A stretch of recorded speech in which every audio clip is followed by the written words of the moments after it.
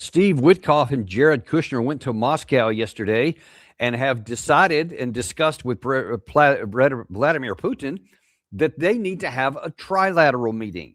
So apparently for the first time, there's going to be in the same room, not just the same city, but the same room, representatives of Russia, the United States, and Ukraine.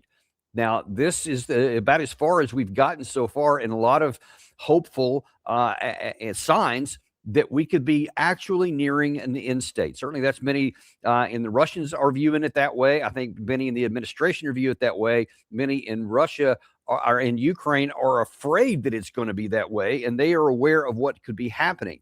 In just the last about 48 hours, we have Russians who are very calm about things. The U.S. is very interested in things. Europe, who is relieved that there's not going to be a war in Greenland, but silent pretty much on this Russia-Ukraine thing. And then you have an angry Volodymyr Zelensky.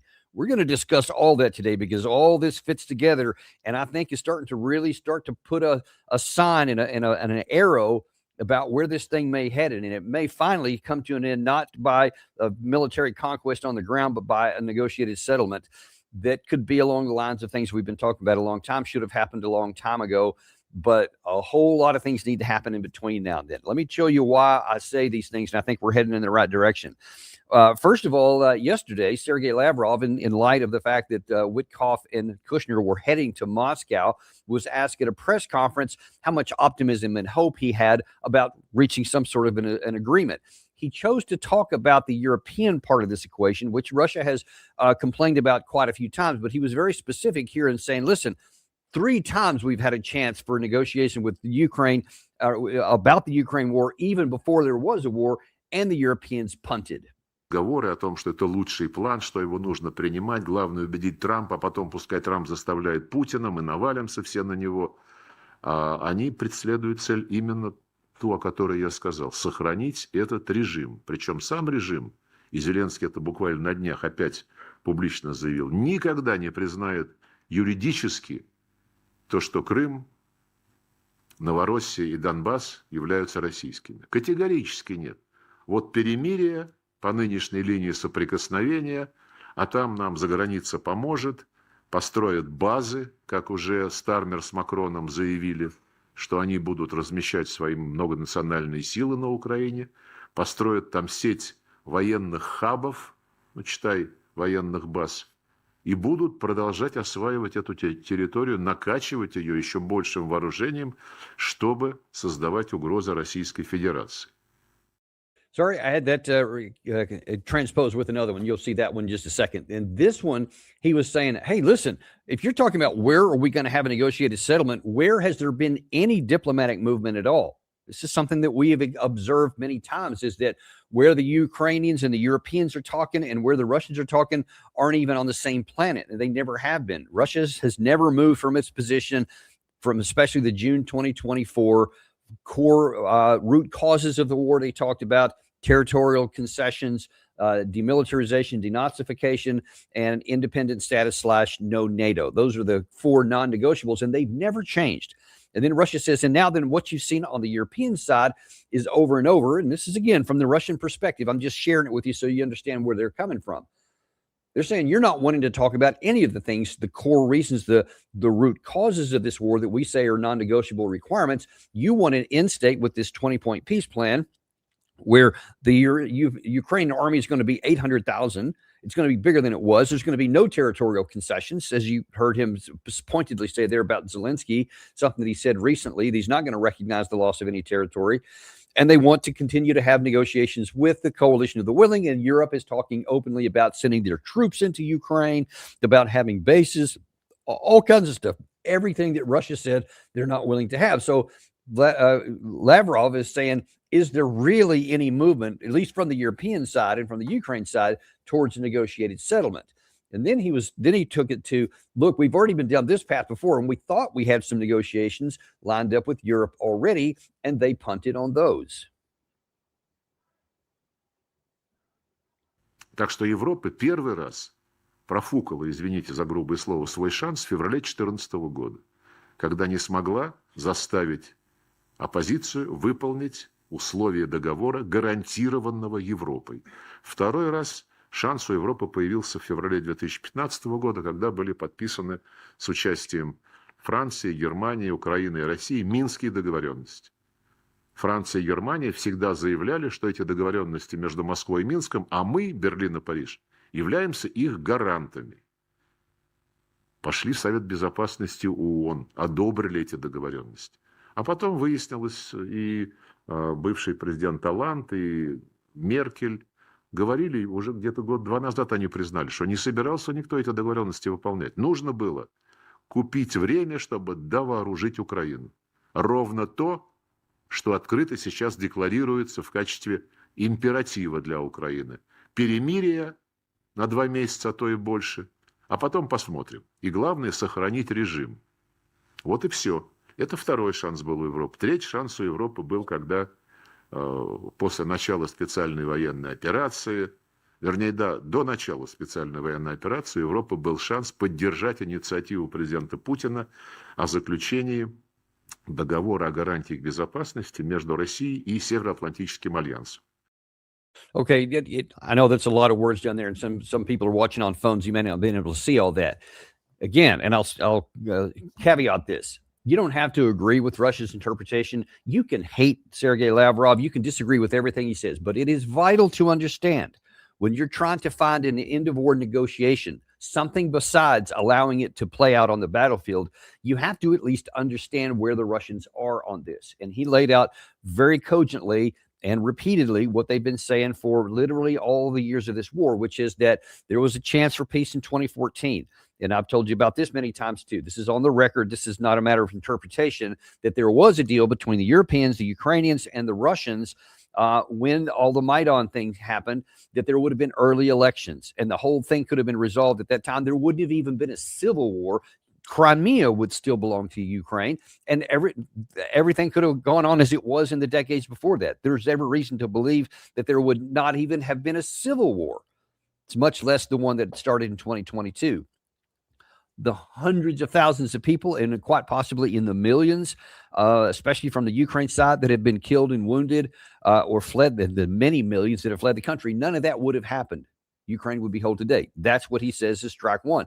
Then he says strike two was the Minsk agreements, where he said there was a ceasefire and everybody moved back to their side of the line. And there was all these provisions, which neither side ended up following, because the most important one from the Russian perspective, which was a change in the Ukrainian constitution, which they said was necessary for them to withdraw their military support from the rebel side in the east. They said that didn't happen. That was strike two. They didn't take advantage of that. And then strike three was in December of 2021, in a way that would have forestalled the war, a term that would have been, Crimea was already lost, but all the rest of it would have maintained in Europe, in the eastern part of Ukraine, would have maintained in Kiev. The whole of the country minus Crimea would have stayed there if they had agreed to that deal. There would have been no Russian troops there. There would have been no support. Eventually, even all that would have gone along, as long as, going back to the Minsk agreement, there had been the change in the constitution that would have given rights and protections to the ethnic Russians in there, and would have given limited autonomy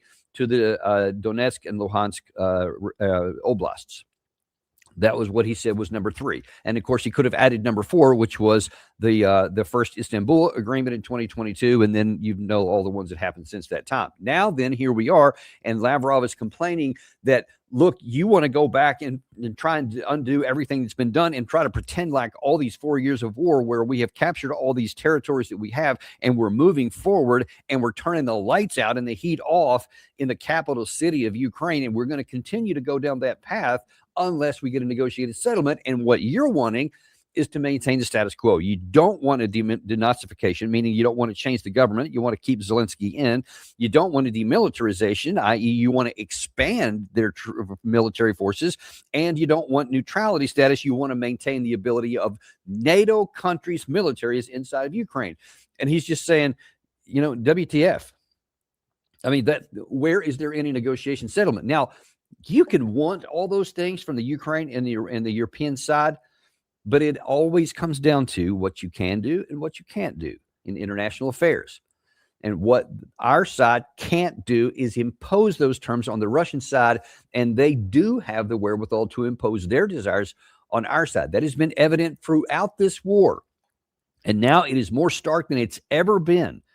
And I think we're starting to, that's it, reality and truth is finally starting to seep in both to Europe and maybe even the United States. The Russians are still sitting where they have been from the beginning. So we'll see how that's going to play out. Now, Steve Witkoff went to Russia here a day or so ago, and right before he left, he made this statement. The Russians have invited us to come, and that's a significant statement from them. And Kirill was here yesterday and working on this with us. So I think everybody is embedded in the process and wants to see a peace deal happen. That may also be a bit of wishful thinking that everybody is embedded in this and they all want to see a resolution. I think that everybody in the White House wants to see this resolved. And we certainly know that everybody over in the Kremlin wants to see it resolved. But everybody in Europe, there are some in Europe. There is definitely some in Europe who've been calling for this. Viktor Orban being first and foremost in that. I think privately there's been some others. I think that there's been some movement among Meloni in Italy and in Metz in Germany of late. I think that Emmanuel Macron has been a little muted lately for where he was in the past. Even Keir Starmer is not making all these, categorical declarative statements that he had been making even as recently as a couple of months ago. So I think it is finally starting to get through there. So who knows, maybe behind the scenes, maybe everybody is getting behind this. But Peskov was talking about, number one, you see what Peskov is trying to do here and what the Russians are doing. They are grateful for Witkoff and what he's doing because they're grateful for President Trump and what he's doing because obviously in comparison to everybody else in the entire West, and especially going back during the Biden administration, they were all arms locked in opposition to the Russians. And now Trump, at least verbally and in some actions, has said, hey, we're willing to talk. And obviously there's been a lot of engagement throughout the last 12 months between the United States and Russia. So he's putting some feet to it. He's just been real slow in acting. But I think even the White House is getting close to that. But Peskov is trying to facilitate that and foster that and also simultaneously put distance between the U.S. and Europe. Хорошо известна позиция России о том, что Украина, украинские вооруженные силы должны покинуть территорию Донбасса, должны быть выведены оттуда. Это является очень важным условием. Есть также другие нюансы, которые остаются на повестке дня переговоров. В этом контексте могу сейчас сказать одно. Территории, которые находятся на Донбассе, действительно значительно пострадали в ходе боевых действий. Now, right before he made that statement there, he talked about how happy he was about Witkoff and how much they specifically appreciated Donald Trump and his efforts, et cetera. But he did add that soundbite you just saw there. But we need to understand the conditions and the terms haven't changed. They haven't changed since June 2024. They didn't change since the Alaska summit last year, and they aren't any different today. They're going to be the same. He mentioned specifically the Donbass and then other nuances, but Yuri Yushakov was even more explicit earlier today in exactly where the Russians are.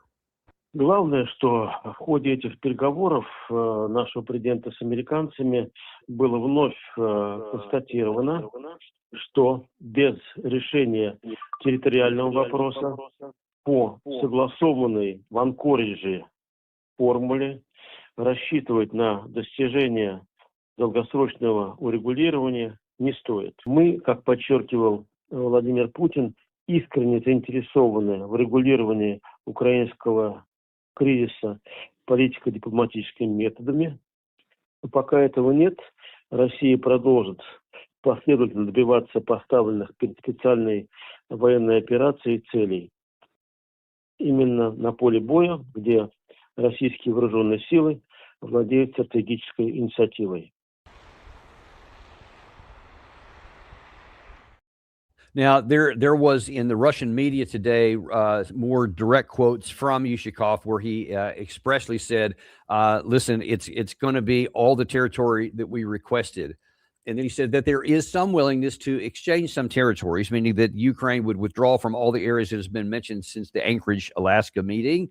But he said that we would consider withdrawing from the northern provinces of Kharkiv, of the one just to the left of that. It just abandons me for the moment here. Dnipropetrovsk, and maybe a couple of others, or one other, I think. So they're saying, listen, those areas where we have forces and they're moving, especially those two in the north, the Sumy province was the other one, and the Sumy and the Kharkiv, they're continuing to move south. They're spreading further to the south. And Dnipropetrovsk, kind of in the center of the zone, they're also into that as well.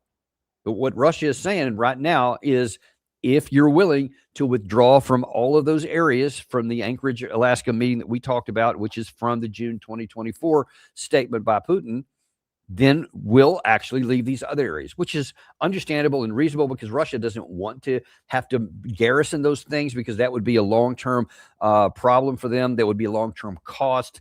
You can just imagine that there would be, over time, that there would be, and there may be this anyway, even if whatever's left, some sort of insurgent kind of situation, because there's going to be so many people in Ukraine that are never going to agree to this.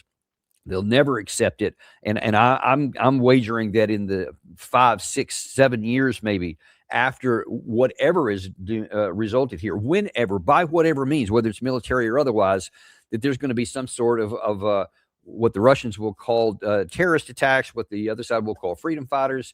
And I think that that's going to continue on, because they're just not going to accept it. So I think that's already baked into the understanding on the Russian side. They're going to deal with that, but they don't want to deal with what they don't need to. They would much rather have what is already in their possession. And understand this, though, it's not just the territory. And that's why they keep mentioning the Anchorage, Alaska terms, and the other terms that have been talked about forever. June 2024, demilitarization, denazification. You saw Sergey Lavrov. I'm not just going to say, yeah, y'all can have the same kind of deal. You can have bases in there. You can have Western military in there, and Zelensky can stay in there, because that's one of Vladimir Putin's primary directives and objectives, which he has told his people ad nauseum. They're not going to be okay with him saying, all right, you know what? I'm tired of this whole thing.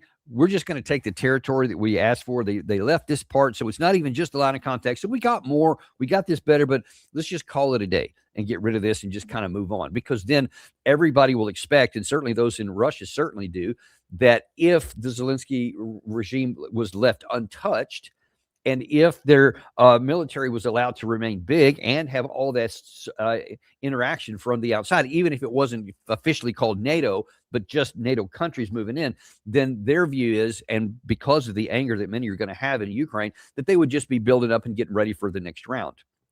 Russia has said they learned that lesson from the 2015 Minsk agreements, and they're not going to repeat that. So they will not stop until there is no military threat on their border. Understand that. Whatever Yushakov is talking about, whatever Peskov is talking about, Lavrov, Witkoff, Kushner, Trump, it doesn't matter. The Russian side has the leverage, has the wherewithal, has the resources to compel compliance on that. And from their position, this has been a cankerous sore for over a decade, and they're not going to have it just extend on into the future. When they have the power at their hands and the other side doesn't, to extend all the way across, there will be some sort of change in government, and there will be a demilitarization of some sort, either willingly through negotiations down to some number that nobody in the West will like, but that Russia could live with, probably somewhere around 100,000, I would wager, probably not more than that. And there would have to be a change in government. There's no way they're going to allow Zelensky to just continue on. So those are two ugly things that nobody in the West wants to contemplate, but Russia has the capacity to compel it. That's what we need to understand. That's why I say Russia is calm about all this, because really nothing has changed for them, except for they see a little bit of optimism that there's more willingness to recognize realities here. It was not a minor issue that Zelensky did not initially have a voice at Davos, because a year ago he was one of the featured speakers. This year, initially from the schedule I saw, he wasn't even supposed to be there and didn't come in until later. And when he did come in, I'm going to get to that in just a second, didn't really help his case any here. We're going to talk about that in a minute. But let me get up to that point here, is that we need to understand that the Russians have the leverage. We don't have the leverage. And I think Europe is starting to come to a realization of that, belatedly, unpleasantly. They don't want to, but they recognize that this is going on. Also, and I'll just add this in there before I get to the Zelensky parts here, Greenland also factored into this. The Western alliance saw that Trump is being erratic and uncontrollable, and so they're doing everything they can to try and tamp that down. And they see that he was this close to actually take an action which could have ruptured all of NATO by forcing an issue on Greenland. Even if it didn't come to physical blows, the fact that the many European countries had troops on the ground in symbolic format on the ground inside Greenland. And even though the United States was still talking about we have to own it initially, there was some concern that we would put troops on there, and then they would be faced, the Europeans would be faced with the prospect of either getting into an actual war with the United States over something as absurd as Greenland, or backing down, going back to their country. And in which case, I think you would have had a rupture in the alliance, and I think that it wouldn't have been quick, but I think that that would have started a fatal wound that in time the Europeans would have said, we're going to have to do ourselves. Now, many people, I argued for a long time, NATO should have ended a long time ago, but it also matters how it's done, because you don't want to have it done in an antagonistic way that puts enmity between the transatlantic alliance or the transatlantic countries, because there would be no alliance in that case. So I think that the Europeans said, we don't want to be forced into making that decision now. And if it's placate Trump on Greenland and get this solved and off the table here, or placate Zelensky, you know, they know where their bread's buttered. They know where that's going.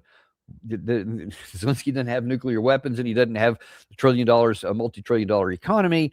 So it's pretty clear where their decision is going to make, if they have to make a decision. And so far, it looks like the Greenland issue was solved. And my opinion is that was not solved because Trump decided to be reasonable, but because he saw the polls in the U.S., even among his supporters, that there was dramatic opposition to any kind of taking of Greenland by force or in any other way. It was overwhelming by force, and even a strong majority of people were against taking it at all by compulsion. I think Trump said, okay, heading into the 2026 midterm, I cannot lose that much support on my side, or we're going to just get blitzed in the 2026 midterm. So I think he just made a political calculation. Okay, I'll just pretend like I got what I wanted and everything's cool. We'll move on. And the Europeans are breathing a sigh of relief, but they're also saying, all right, we need to get this other thing off the table too, and that is in the Ukraine-Russia war. So Witkoff goes to Moscow. There's going to be a trilateral meeting, potentially later today, and I think that Zelensky is very, very worried about what that meeting is going to be. It would not surprise me, and something I have been advocating from the beginning of the Trump administration, that he needs to give an ultimatum to Zelensky. You either get on board with what I'm willing to agree to and what I'm willing to support, or you and Europe are on your own. And there are some indications that those conversations may have been going on behind the scenes in Davos. We'll wait and see. But I promise you, Zelensky doesn't want to be there. He doesn't want his people to be there, but they are there, and it's probably not 3 equal partners at this table. There's probably 2 senior partners, and then the third one who's going to probably be told, here's the terms, accept them, or you're on your own. Now, the reason why I say that I think Zelensky is aware of that and knows what is facing him if he goes to Abu Dhabi, which is where this meeting is going to take place, he is something close to a panic. He made 2 comments yesterday. And it was a whole angry speech, really angry, out of character for him, what he's been, because he's always been trying to thread the needle of being nice and bragging on Trump everywhere he could, and saying nice things about his European allies and trying to coerce him and convince him to do things. Not yesterday. It was very, very antagonistic. And in this first one here, he directly makes accusations, first of all, against both Europe and the United States.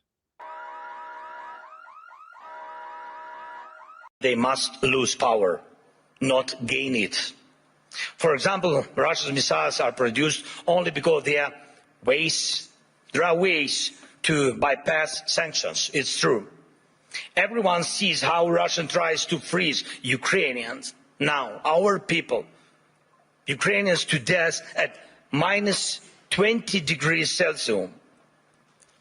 But Russia couldn't build any ballistic or cruise missiles without critical components from other countries, and it's not just China. Too often people hide behind the excuse that China helps Russia. Yes, it does.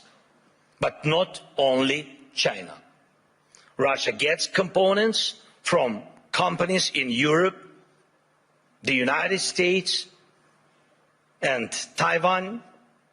Right now, many are investing in stability around Taiwan to avoid war. But can Taiwanese companies stop contributing electronics to Russia's war?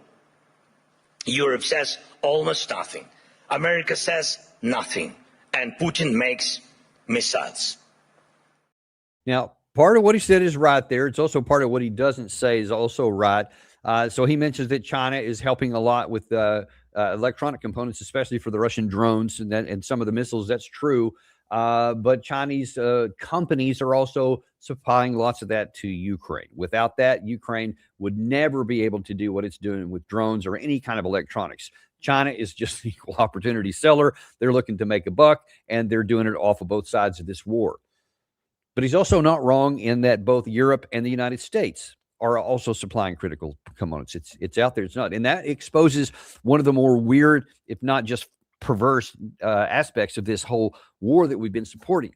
Because on the one hand, we want to have sanctions. We want to try to ruin the Russian economy. We want to punish anybody who's doing oil, except for there's select areas where we're going, yeah, but this one we'll just be quiet about. We'll let this sector go on. One has to wonder if are there individuals that are benefiting from that also friendly toward the U.S. administration or towards some European companies, because those seem to somehow slip through the cracks. Europe is itself also almost a Jekyll Hyde kind of thing. While they're talking about sanctions and they want to do all this to Russia, that's also true that I want to say it's in the last 12 months, the full calendar year of 2025, is that Europe spent a lot more on total on oil and gas from Russia than they did in support to Ukraine. Now they're trying to wean that stuff off, and they allegedly have this plan. But even now, in the fourth full year of the war, they're still spending more money, giving more money to the Russian war machine than they did to Ukraine.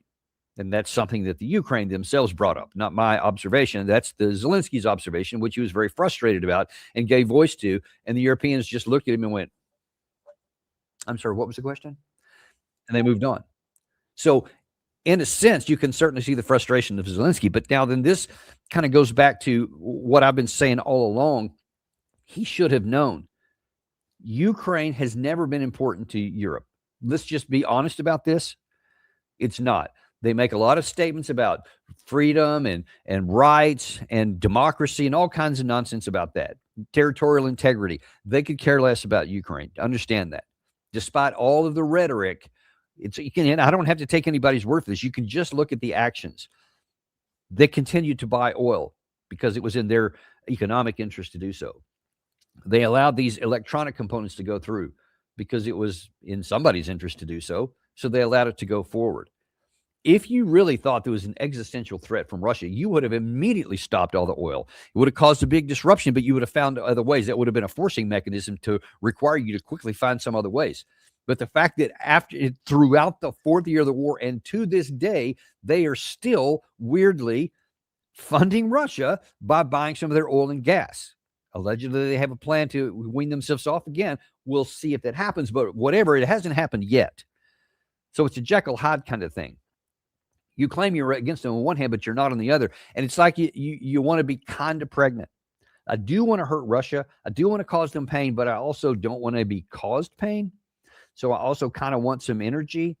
And then now they have some issues with the United States. And so now then they're starting to thinking we better start hedging our bets. And you're already seeing some major Western leaders going, maybe it is finally time to start talking to Russia. Believe me, Zelensky was upset about that. Both Maloney and Merz are now saying, you know what, we're going to have to talk to Russia to go along with the others, to go along with President Trump. And now here we are in Abu Dhabi today, and apparently the Ukraine side is going to be called to the mat. Zelensky made one other comment yesterday, which I think really does. Maybe this one by itself kind of shows where things are and what he realizes is the truth. For the first time that I can recall in this war, he directly and personally insults the leaders of Europe. Europe looks lost trying to convince the US president to change. But he will not change. President Trump loves who he is. And he says he loves Europe but he will not listen to this kind of Europe. One of the biggest problems in today's Europe, though it's not often talked about, is the mindset. Some European leaders are from Europe, but not always for Europe. And Europe still feels more like a geography, history, a tradition, not a real political force, not a great power. Some Europeans are really strong, it's true. But many say we must stand strong, and they always want someone else to tell them how long they need to stand strong, preferably until the next election. Ouch. Yeah, he says they're weak. They can't stand strong, and they're looking for somebody else to tell them who to stand strong. Who do you think that would be? Until the next election. So he just said, all this stuff you guys have been doing, all the things you've helped me for all these years, standing behind us and trying to coerce the White House to do all this stuff and giving us all this stuff, this $90 billion life-sustaining package that they just passed a month ago. Yeah, thanks for all that, but y'all suck.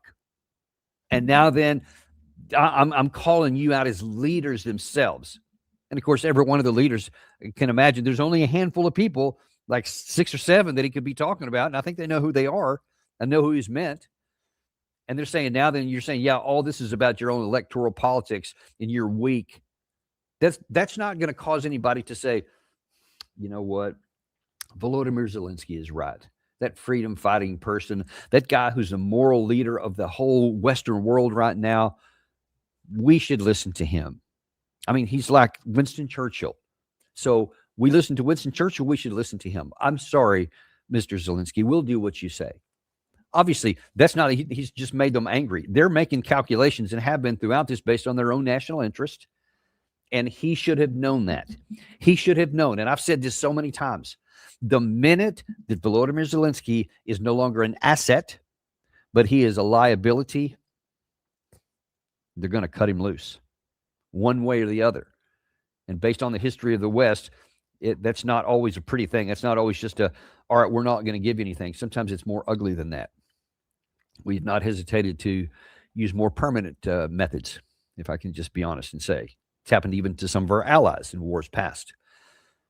He should have known that. History was out there. Evidence was out there. Because he was constantly complaining, even throughout these 4 years, about all of these things. You know, the United States a lot, especially under Biden. You promised me this, and we asked for these tanks, artillery pieces, long-range missiles, air defense missiles. We asked for all these things, and fighter jets, and then belatedly they came. So he complained about that. They didn't come in the right enough of them, especially earlier on before he'd lost so many people. When he calculated it would have made a difference.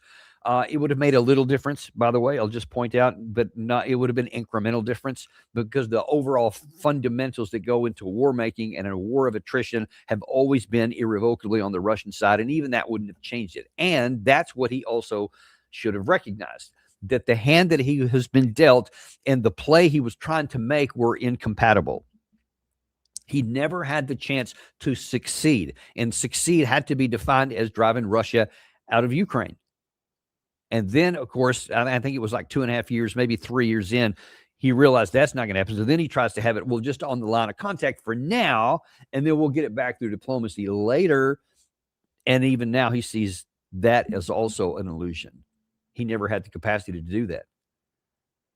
I think it's very clear, and the evidence is that probably Zelensky has already been given some sort of ultimatum. I think that if he had not been, he would never have made that statement. He would have made another statement of trying to placate people and planning to say things in public and encourage them along like he had done for all these years up to this point. The fact that he calls them out by almost by name and insults the leaders and complains about the United States and complains about both of them, I think indicates that he realizes his time is running out and he has nothing to lose. He has nothing to lose. If he thinks he's going to shame either the United States or Europe into doing something he wants, of course, that's absurd. It's not going to happen. So I'm really interested to see what's going to come out of this trilateral meeting. Because if my guess is correct, and they may not do it right away, but you'll see in the near term, shortly after that, that there's going to be some major changes. Now, if the representative of Ukraine, and I haven't seen the guest list yet, so I don't know who's there, but if whoever the Ukrainian representative is, if they don't make the concessions it's asked for, it's possible that nobody will say anything at the time, but then you'll see a distancing and a separation and a reduction in support. Now with Trump, of course, you may hear a blasting, because he's taken a lot of people to task and said lots of things about people out in the open. He doesn't shy away from that sort of thing. So that could also happen. Or alternatively, you could see Ukraine say, I got no choice. If you hear anything about we're going to have elections coming up soon, and there's a date for that, that could be an indicator that the end is coming, and that it's been acknowledged and recognized. And especially, and of course, the number one issue is the territory. Is there any kind of a statement that Ukraine is willing to withdraw from the territory it has? It's honestly, that's the logical thing to do. That's what they need to do, because the alternative is to refuse all of this, and then Russia will take a lot more than just those 4 administrative borders. They'll go all the way to the Dnieper River, and God only knows where. They may take Kharkiv. They may take Odessa. They may take off the Black. It would be catastrophic for whatever is eventually going to be left of Ukraine. But that doesn't mean they're not going to do it. They may cut their own throats here. I think Zelensky verbally just cut his own throat. So the idea that there's going to be more support coming, more long-range missiles, more air defense, that ain't happening, folks. Those days are done. Also, in that speech, he also actually literally complained about the long range and mocked the United States. Don't be looking for tomahawks, I think is the way he put it, because that's obviously not coming. Even though we've been begging for it a long time, Trump has been against that.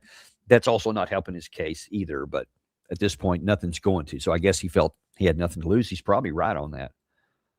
But we could be coming into the end game here, folks. This meeting between Witkoff and Russia yesterday, and whatever may come out of this trilateral meeting here, and just watching the coming few days, this could be a real pivot point here. But this speech in Davos and the absence of any ringing endorsement for any of the other European leaders, I think says a lot. We're going to continue to watch this for you, folks. And by the way, speaking of things to watch for, at 1 o'clock today, we have Ted Postal back on, and there's been an additional operational firing of the Oreshnik missile a couple of weeks ago. We talked about that.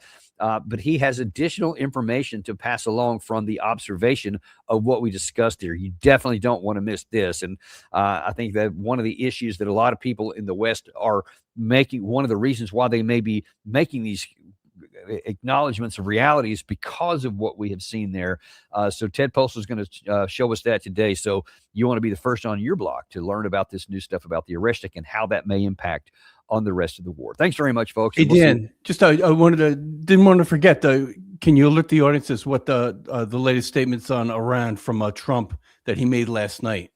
I did. I thanks for reminding me about that. Yeah. So there is one other thing that I want to alert you to, because that's also could be a potential near-term issue, and that is with the situation with Iran. Now, in just the last few days, there have been an announcement that the United States has withdrawn all of its combat troops from Iraq. That was done very quietly. You didn't hear a lot of headlines on that, but I have it on good source, very good source, that all the combat folks are now out of Iraq. I think there's a handful of people up in the Erbil area, but in terms of where they had been, the Al-Assad Air Base, apparently they're all gone. That's quietly. Also, they're now, the Pentagon has said they are looking to withdraw all of our troops from Syria. Obviously, I've been an advocate of that since 2019, that they should all have left. But the fact that you're seeing these folks leave, and apparently there's been a thinning out of some other bases, makes it look to me like we are getting ready for an attack on Iran, because we take seriously the threat of the IRGC commander and the Ayatollah that they would hit American bases. So I think we're trying to limit even the potential attacks on our bases and on our personnel in the region. Unfortunately, we got still about 30,000 there, so you can't eliminate. You've just reduced some of it. But if you're not convinced just by looking at these statements and this fact here, you had President Trump yesterday be a little bit more direct. You know, we have a lot of ships going that direction, just in case. We have a big flotilla going in that direction, and we'll see what happens. It's a big force. We have a big force going toward Iran. I'd rather not see anything happen, but we're watching them very closely. 837, mostly young men, were going to be hung on Thursday, and I said, if you hang those people, you're going to be hit harder than you've ever been hit. It'll make what we did to your Iran nuclear look like peanuts. And an hour before this horrible thing was going to take place, they canceled it. And they actually said they canceled it. They didn't postpone it. They canceled it. So that was a good sign. But we have an armada. We have a massive fleet heading in that direction. And maybe we won't have to use it. We'll see. Maybe we won't have to use it. We'll see. When have you known Trump to send a massive armada anywhere and then not use it? And when he's talking about, we'll see. We're talking to them if they change their mind. Change their mind about what? What is it you want them to change their mind about? According to what you just said there, they were going to hang some people. And you initially said if they hang them, that's going to be a red line and we're going to go in with the heavy.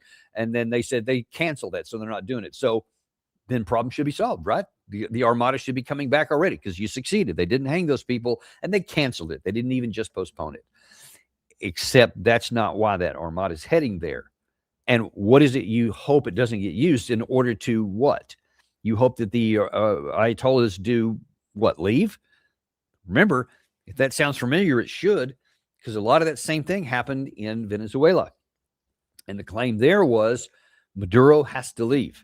If he vacates and if he flies away and leaves the country, then cool, we're good to go. But if not, then we're going to compel him to leave. That's what we had said at that time. You remember Lindsey Graham was just emphatic that if with all of this armada and all this 15% of the Navy, he said at one time, if he does not leave, if we don't knock him out there, then it's going to be a big problem for Iran, for Russia, for China, all this kind of stuff. Just nonsense. But he was emphatic about it. And he has been emphatic ever since that time that the Ayatollah has to go, that the regime has to go.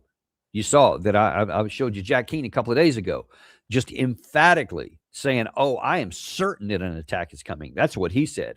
And that they're going to kill regime leaders, that they're going to kill military leaders, that they're going to blow up IRGC and other military targets, that they're going to hit these ballistic missiles, etc. Those are all flat out war aims, just directly. The President Trump now openly says a massive armada is heading that direction.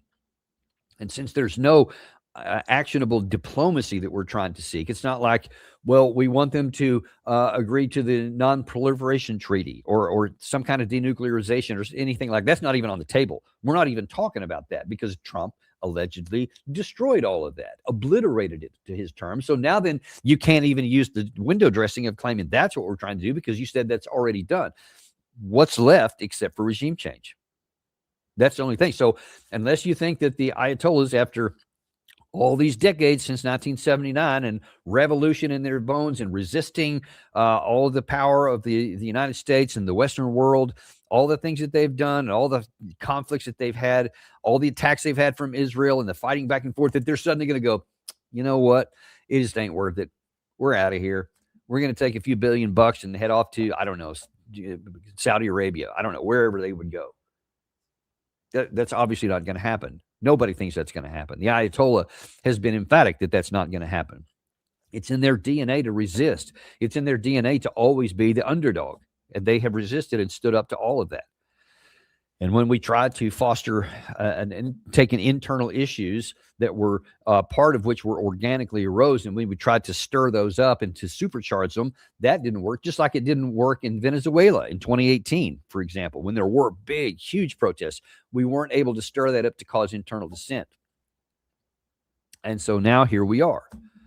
Is there going to be an attack coming later this month? According to some sources I have that are connected with the Pentagon, somewhere around the 25th or 26th. So it's just 3 or 4 days from now, 2 to 4 days from now, the assets will be in the region, in range, and potential capable of combat operations. So the window would open at any point after all that is in place. So potentially as soon as the next 72 hours.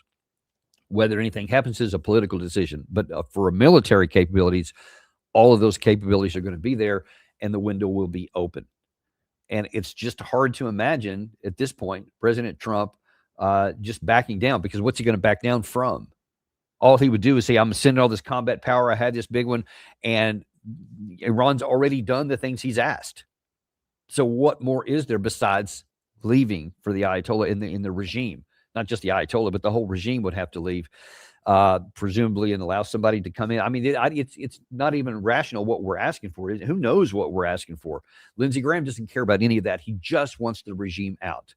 Many in Israel just want the regime destroyed. They would love it if it broke up into multiple pieces or became so weak and vacillated like Syria. Apparently, they think that's in their interest. I think that is not in their interest, and I think all this is going to blow up in their face over time.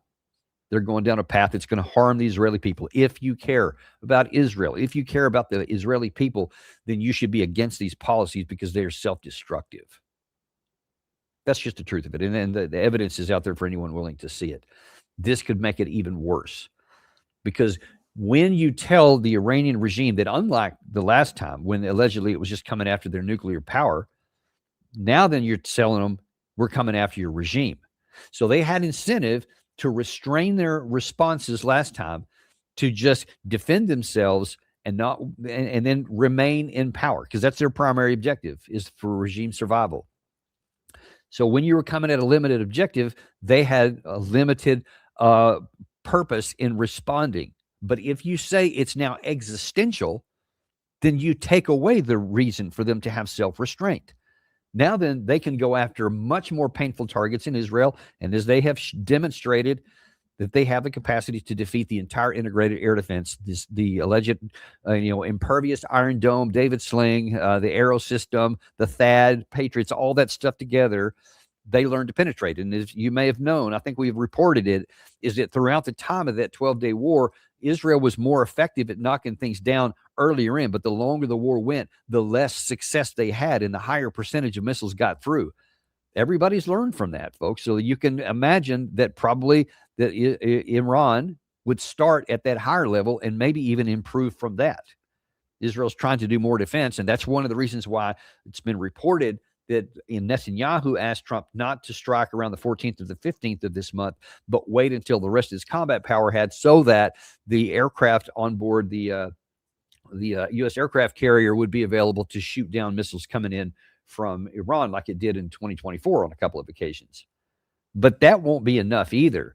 Those missiles from the aircraft, they can knock down nearly any kind of drone that comes in, and Ukraine or Iran can have literally tens of thousands of those, which would still saturate. But you can knock down those kind of things. But some of these ballistic missiles and some of the hypersonics that Iran is alleged to have had, you're not going to be able to knock those down, even with our fighter jets.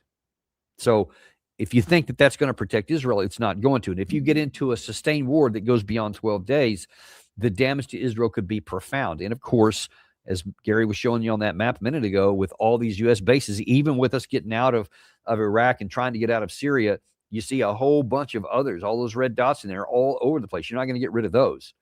So the vulnerability is considerable. And the ability of Iran to penetrate those air defenses is also considerable.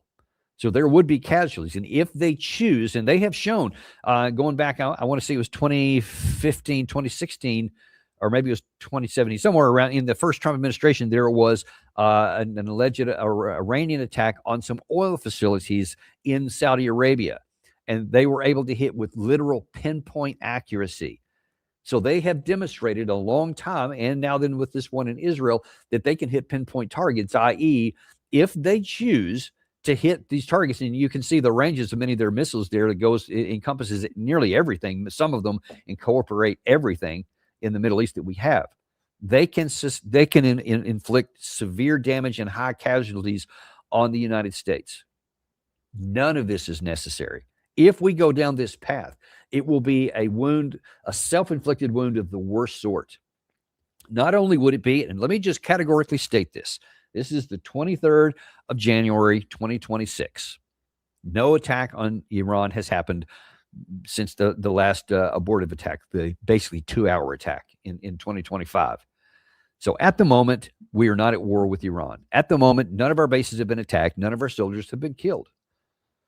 We are not threatened by Iran. Iran has not said we're ready to go to war with you, and if you don't have a preemptive attack, we're going to hit you. None of that has happened. To the contrary, they're saying the opposite. They have no intention of attacking anyone, and they only have the capacity to respond to things. They don't have an offensive capacity that would, and if they use their defensive stuff in an offensive capacity, then of course they would be inviting, and the entire world would be against them, and they would be destroyed. So that's suicide, and they're not going to do that. So in the event, given the United States Constitution, Article 1 and Article 2, Article 2 is the commander-in-chief, and it says he has the authority to use the armed forces after they have been brought into service. Back in Article 1, which it belongs exclusively to the United States Congress, either through a declaration of war or through a specific authorization from Congress, i.e. an AUMF, like we used in 2003, for example. Absent either one of those two, the only other way that the commander-in-chief can use the armed forces is if we are physically attacked. That's the 1973 War Powers Resolution. That's also the U.S. Constitution. Since none of those conditions are even remotely on the case, if President Trump launches this, it will be an illegal operation of the highest order. And you can be guaranteed whatever happens, however awful it turns out to be, however many Americans die as a result of a war that should never have been started, President Trump will almost certainly be impeached.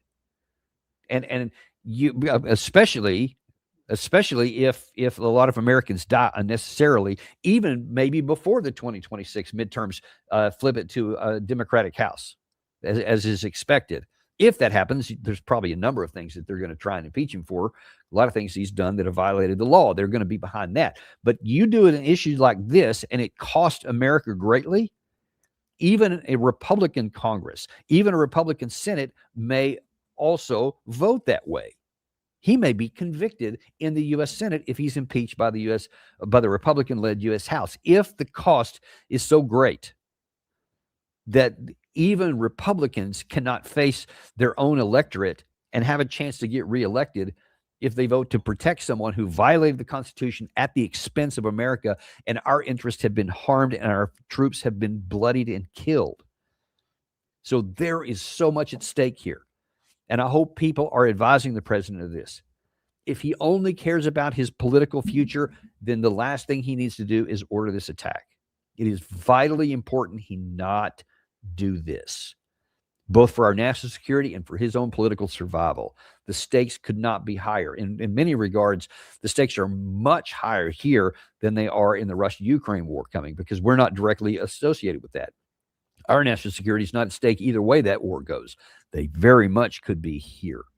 So we'll have to wait and see how this works out. But I wanted to make sure you're aware of that potentially with as few as 3 or 4 days from now, that window could open up and everything becomes possible. Anything that happens, come to our channel. Believe me, we will be all over this, and we will be giving you all the information as it breaks and giving you all the analysis. So we'll tell you what things mean, despite what people may say. Thank you very much, folks. But be sure and join us here in about 35 minutes as Ted Postal is going to talk about the Russian Oreshnik and what we have learned since the last attack. Thanks very much, folks, and we'll see you then on the Daniel Davis Deep Dive.